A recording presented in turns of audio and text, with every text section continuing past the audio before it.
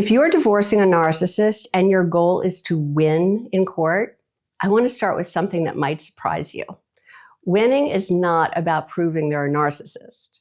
It's not about exposing every lie, and it's not about telling your story better than they tell theirs. In fact, some of the things that feel the most justified are the exact things that hurt your case. So today I want to walk you through what not to do when you're divorcing a narcissist, especially if your case is going to end up in front of a judge. I'm Victoria McCooey. I'm a high conflict divorce coach, a divorce mediator, and the creator of She Breaks Free.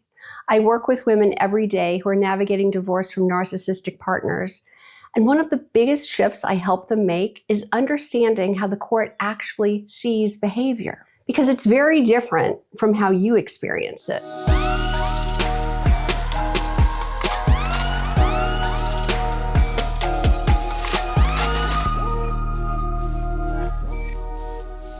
So let's start here.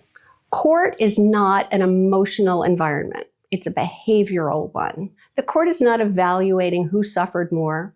It's not evaluating who tells the most compelling story.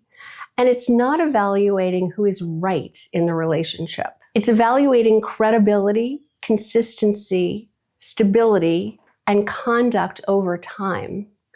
And when you understand that, you start to see why certain behaviors, even understandable ones, can work against you. So let's talk about the biggest mistakes I see. The first mistake is over-explaining. When you've been misunderstood, misrepresented, or lied about, your instinct is to correct the record, to explain and clarify, to defend your character. So you send long emails, detailed messages, carefully worded responses, trying to make everything make sense. And I want to share a story here because this is something I see all the time. I had a client whose husband moved in with his girlfriend almost immediately after the divorce was filed. And understandably, she was completely shaken by that. It felt disrespectful. It felt destabilizing. It brought up a lot of emotion.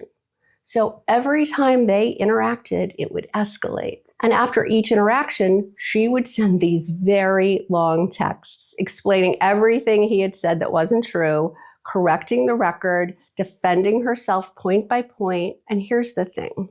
She was right. Everything she was saying was accurate. But from the outside, that's not how it looked. What it looked like was someone who couldn't regulate, someone who was reactive, someone who was escalating conflict. And in the eyes of the court, she started to look like the problematic parent, even though she wasn't. And this is where it gets really important. The more you explain, the more reactive you appear. And in the court, reactivity is not seen as a strength. It's seen as instability. So instead of clarifying your position, you can unintentionally weaken it. The second mistake is engaging in back and forth. Narcissists are very skilled at pulling you into arguments. They provoke, they accuse, they distort. And when you engage, even if you're right, you're participating in the conflict. From the court's perspective, it doesn't look like there's one reasonable person and one unreasonable person. It looks like there are two people who can't get along. And that distinction matters because the court is looking for the person who can stay regulated, not the person who can argue more effectively. The third mistake is trying to prove that they're a narcissist. This is a big one. Because once you understand the dynamic, you want the court to see it too. You want to explain, this is manipulation, this is gaslighting, this is control. But here's the reality. Narcissist is not a legal standard. Courts don't make decisions based on psychological labels. They make decisions based on behavior. So when you focus on labeling, you lose focus on what actually matters. The fourth mistake is reacting in real time. This is where things get subtle. You receive a message that's inflammatory, accusatory, provocative, and your nervous system reacts immediately. You want to respond. You want to correct it. You want to defend yourself. But reacting in real time keeps you inside the dynamic. And that's exactly where the narcissist wants you. Because when you're reactive, you're predictable. So what does the shift look like? It's not about becoming cold. It's not about ignoring everything. And it's not about disengaging from the process. It's about becoming strategic. You communicate briefly. You communicate factually. You communicate only when necessary. You document instead of argue. You pause instead of react. And you focus on outcomes instead of interactions.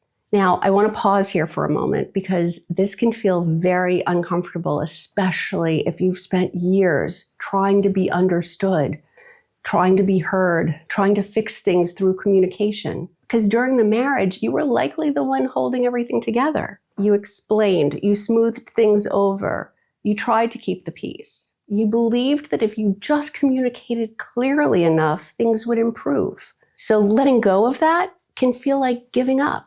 But it's not. It's a shift from emotional participation to strategic participation. And this is where things start to change. Because when you stop over-explaining, stop reacting, stop engaging in the back and forth, something very important happens. You create contrast. And contrast is what the court sees. They see one person who is consistent, calm, and focused, and one person who's reactive, erratic, and non-compliant. And over time, that difference becomes clear. Not because you told them, but because you showed them. And if you have children, that matters even more because your children are also watching. They're not listening to explanations, they're observing behavior. And when you stay steady, you become the safe, predictable parent. So, if you take one thing from this video, let it be this. You do not win in court by proving the narcissist is the problem. You win by showing that you are the stable solution. And that comes from how you behave, not how well you argue. If this is something you're facing and would like some guidance, you can book a breakthrough call with me. There's a link in the description below where you can get right on my calendar. Did you find this information helpful? I hope you did. If you liked this video, will you please give it a thumbs up? And don't forget to subscribe. Thanks so much for watching. I've linked a couple of other videos here that I think you might also like, so I hope I see you in the next video.